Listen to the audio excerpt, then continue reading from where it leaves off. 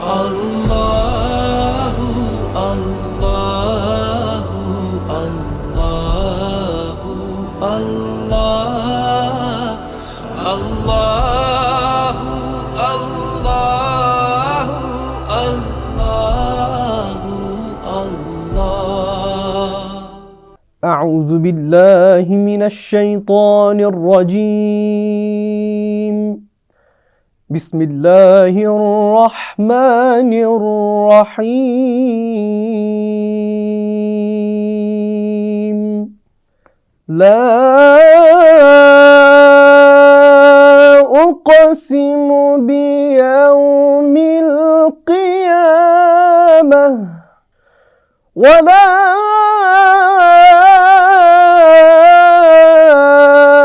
أقسم بالنفس اللوامة.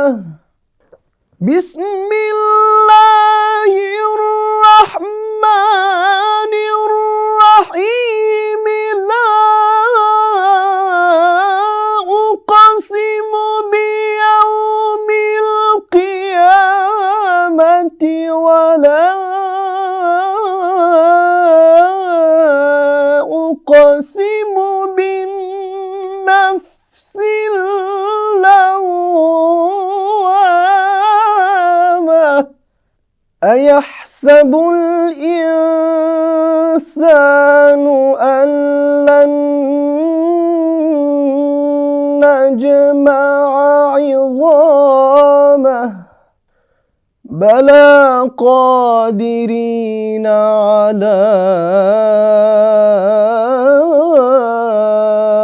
أن نسوي بنانه بلى قادرين على أن نسوي بنانه بل يريد الإنسان ليفجر أمامه بل يريد الإنسان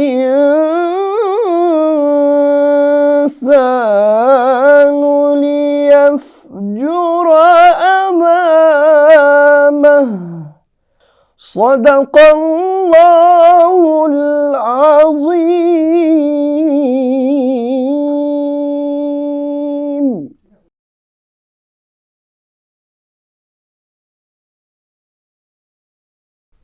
সূরা কিয়ামা আয়াত 1 থেকে 5।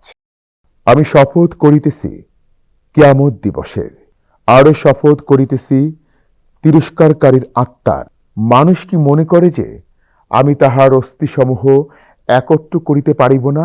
বস্তুত আমি উহার অঙ্গুলির অগ্রভাগ পর্যন্ত পুনর্বিন্যস্ত করিতে সক্ষম। তবুও মানুষ তাহার ভবিষ্যতেও পাপাচার করিতে চাহে।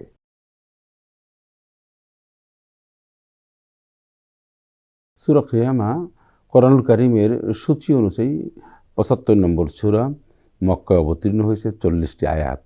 শুরুতেই আল্লাহ রাব্বুল আলামিন কিয়ামতের শপথ করেছেন তিরস্কারকারী আত্মার।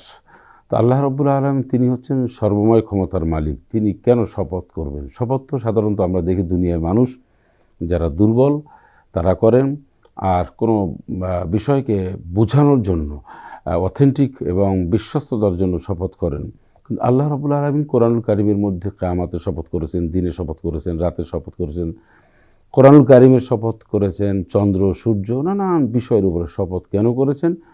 এর প্রধানত কারণ হচ্ছে যে বিষয়ের উপর আল্লাহ শপথ করেছেন সেই বিষয়গুলি আল্লাহর কাছে যেমন ইম্পর্টেন্ট, মানুষ যাতে করে ইম্পর্টেন্ট ভাবে, মানুষের কাছে এটা অত্যন্ত গুরুত্বপূর্ণ হয়, সেজন্যই আল্লাহ রাব্বুল আলামিন এই বিষয়ের উপরে শপথ করেছেন। এটি হচ্ছে একটি দিক বা একটি অর্থ। আর কিয়ামত যে সংঘটিত হবে এই বিষয়টি মানুষকে আল্লাহ রাব্বুল আলামিন বারবার উপলব্ধি করার জন্য এই কিয়ামতের সংঘটিত হবে, কিয়ামত দুনিয়া প্রলয় হবে, এই বিষয়টি আল্লাহ রাব্বুল আলামিন মানুষের সামনে এই মেসেজটি তুলে ধরেছেন। সেকেন্ড, আল্লাহ রাব্বুল আলামিন বলেছেন ওয়ালা উকসিমু বিন নাফসিল লাওয়ামাহ, যে লা উকসিমু বিয়াউমিল কিয়ামা ওয়া লা উকসিমু বিন নাফসিল লাওয়ামা, যে এমন সব আত্মার শপথ করেছেন যারা তিরস্কারকারী। মানুষের আত্মা তিনটা হয়। কোরআনুল কারীমের মধ্যে আমরা দেখতে পাই ওমা উবারিউ নাফসি ইন্নান নাফসা লাম্মারাতুম বিসসুই। একটা হচ্ছে বিসসুই আত্মা, সেটি হচ্ছে পাপ করে। যে সমস্ত আত্মা মানে যে সমস্ত মানুষ, আমরা যদি সহজ ভাষায় আপনাদের সামনে উপস্থাপন করি, এক শ্রেণীর মানুষ আছে দেখবেন তারা কোনো সওয়াবের কাজ করবে না, শুধু পাপ আর পাপ। ওদেরকে বলা হয়েছে লাম্মারাতুম বিসসুই, মানে তারা খারাপ আত্মা। আরেকটি হচ্ছে এই সূরা কিয়ামার মধ্যে বলা হয়েছে যে তিরস্কারকারী, অর্থাৎ এক শ্রেণীর মানুষ রয়েছে পাপের কাজ করে, নেকির কাজ করে, কিন্তু পাপের কাজ করতে গেলে তার মনের মধ্যে অনেক বাধা দেয় যে আমি কেন নামাজ পড়লাম না, কেন আমি রোজা রাখলাম না, বা কেন আমি নিজেকে নিজে তিরস্কার করে, ধিক্কার জানায়। এটা একটা ভালো দিক। আর এর চেয়ে সবচেয়ে ফার্স্ট যে আত্মা বা ফার্স্ট যে মানুষ, যে হৃদয়, সেটা হচ্ছে কিয়ামতের দিন আল্লাহ রাব্বুল আলামিন তাদেরকে ডেকে ডেকে বলবেন ইয়া আইয়ুহান নাফসুল মুতমাইন্নাহ। তারা হচ্ছে সন্তুষ্ট চিত্ত আল্লাহ পাকের বান্দা বা আত্মা। আমরা খুব সহজভাবে বলতে চাই, যারা নামাজ কালাম সত্যের পথে থাকে, ইনসাফের পথে থাকে, সুদ ঘুষ খায় না, এমন সব আল্লাহর বান্দারা হচ্ছেন আল্লাহ পাক তাদেরকে মুতমাইন্নাহ অর্থাৎ আল্লাহ সন্তুষ্ট চিত্ত মানুষ বা আত্মা বলে কিয়ামতের দিন ডাকবেন। এরপর আল্লাহ রাব্বুল আলামিন বলেন, কিয়ামতের কথা এখানে উল্লেখ করেছেন এজন্যে যে আইহাসাবুল ইনসানু আল্লান নাজমা ইযামা, মানুষ কি ধারণা করে যে সে মরে গেলে বা তার শেষ হয়ে গেলে, মরে যাওয়ার পরে তো আমরা হাড্ডি গুড্ডি যা আছে একেবারে সব নিঃশেষ হয়ে যাবে মাটির সাথে, এগুলি কি একত্রিত করা কি সম্ভব? এই কাফিরদের একটা ধারণা ছিল এই, বা অমুসলিমদের ধারণা হচ্ছে এই পাপিষ্ট মানুষের একটা বড় ধরনের তাদের একটা উপলব্ধি যে মানুষ মরে যাওয়ার পরে শেষ হয়ে যাবে, এটাকে আবার পুনরুত্থান কেমনে হবে? সেটা কোরআন কারীমের অন্যত্র আল্লাহ রাব্বুল আলামিন বলছেন আইযা মিতনা কুন্না তুরাবান যালিকা রাজুম বাইদ কদ আলিমনা মা তানকুসুল আরদু মিনহুম ওয়া ইনদানা কিতাবুন হাফিজ।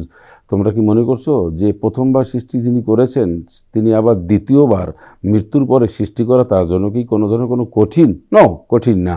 আর একটা হচ্ছে কতটুকুন পচে গেল, শেষ হয়ে গেল, নিঃশেষ হয়ে গেল শরীর, এটা কোথায় গেল? এটা আল্লাহ রাব্বুল আলামিন বলেন ওয়াইন্দানা কিতাবুন হাফিজ, আমার কেতাব এটা সংরক্ষিত রয়েছে।